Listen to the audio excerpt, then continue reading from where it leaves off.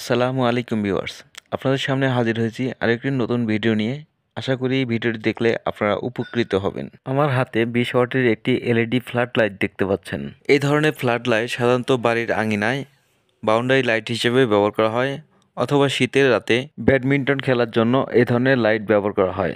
এই ধরনের লাইট ব্যবহার করার পর যখন নষ্ট হয়ে যায় তখন আমরা ফেলে দিই, পুনরায় আরেকটা নতুন লাইট কিনে নিই। এই ধরনের এলইডি লাইট বাজারে কিনতে গেলে 12 থেকে 1500 টাকা খরচ হয়। 1200 থেকে 1500 টাকা খরচ না করে মাত্র 50 থেকে 60 টাকার পার্টস কিনে এই ধরনের এলইডি লাইট আপনারা নিজেরাই ঠিক করে নিতে পারেন। কিভাবে এই ধরনের এলইডি লাইট রিপেয়ার করতে হয় সেটি দেখাবো আজকের ভিডিওতে। একদম সহজভাবে দেখিয়ে দিব যাতে আপনারা নিজেরাই এই ধরনের লাইট রিপেয়ার করতে পারেন। প্রথমে আমি দেখব এই লাইটটি ভালো আছে কিনা। সেজন্য এই লাইটের সাথে একটি 220 সাপ্লাই কানেকশন করে নেব। তার জন্য আমি 220 ভোল্টের লাইনটি এই লাইটের সাথে কানেকশন করে নিচ্ছি। কানেকশন করে নেওয়ার পর আমি এই সকেট লাইন থেকে এই লাইটটি পাওয়ার দিয়ে দিচ্ছি। দেখতে পাচ্ছেন লাইটটি কিন্তু জ্বলছে না। এখানে লাইন আছে কিন্তু লাইটটি কিন্তু জ্বলছে না। এখন সাপ্লাইটি অফ করে দিলাম। লাইটটি খুলে দেখতে হবে কোথায় সমস্যা আছে। সেই জন্য লাইটের এই কভারগুলোকে খুলে নিতে হবে। এখানে 3টি স্ক্রু দেওয়া আছে, 3টি স্ক্রু খুলে নিতে হবে। খুলে নিয়ে এই গ্লাসটিকে আলাদা করতে হবে। এই গ্লাসটি খোলার পর এখানে যে একটা রিফ্লেক্টর লাগানো আছে সেই রিফ্লেক্টরটিও খুলে নিতে হবে। আমি এটিও খুলে নিচ্ছি। খোলার পর এখানে দেখতে পাচ্ছেন এই এলইডি লাইটের ভিতরে শুধুমাত্র একটি এলইডি চিপস লাগানো আছে এবং তার পাশে একটা ড্রাইভার সার্কিট লাগানো আছে।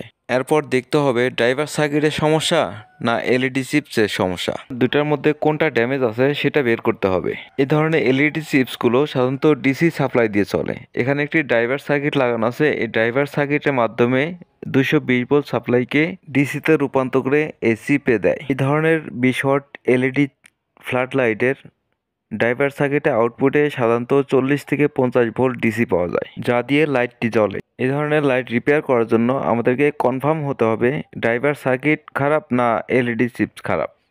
সেটা কনফার্ম হওয়ার জন্য লাইটটিকে লাইন দিতে হবে।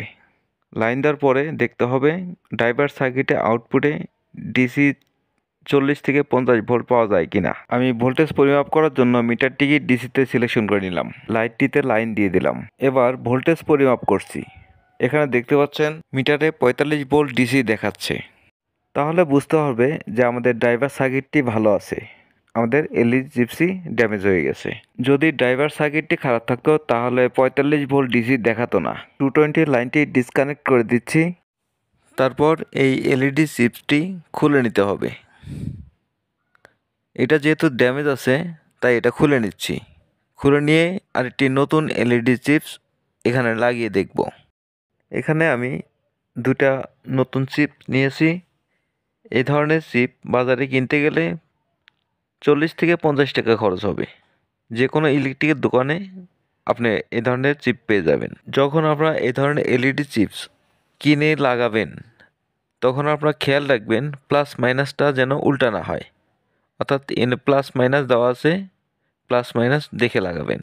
অর্থাৎ লাল তারটি প্লাসে লাগাবেন আর কালো তারটি মাইনাসে লাগাবেন। এলইডি চিপের যেখানে প্লাস চিহ্ন দেওয়া আছে ওখানে আমি লাল তারটি সোল্ডারিং করে দেব, আর এই কালো তারটি লাগিয়ে দিব চিপসের যেখানে মাইনাস চিহ্ন দেওয়া আছে। বাস আমরা সোল্ডারিং করে দিলাম। এখন এই লাইটের 220 কানেকশন করে দেখব যে লাইটটি জ্বলে কিনা। 220 ভোল্টের লাইনটি আমি আবার কানেকশন করে দিলাম। কানেকশন করে দিয়ে আমি সুইচটি অন করে দিচ্ছি। দেখতে পাচ্ছেন লাইটটি জ্বলছে। এখন আমি লাইনটি অফ করে দিলাম। অফ করে দেওয়ার পরে এই এলইডি চিপটি লাইটের ভিতরে ফিটিং করে দিতে হবে।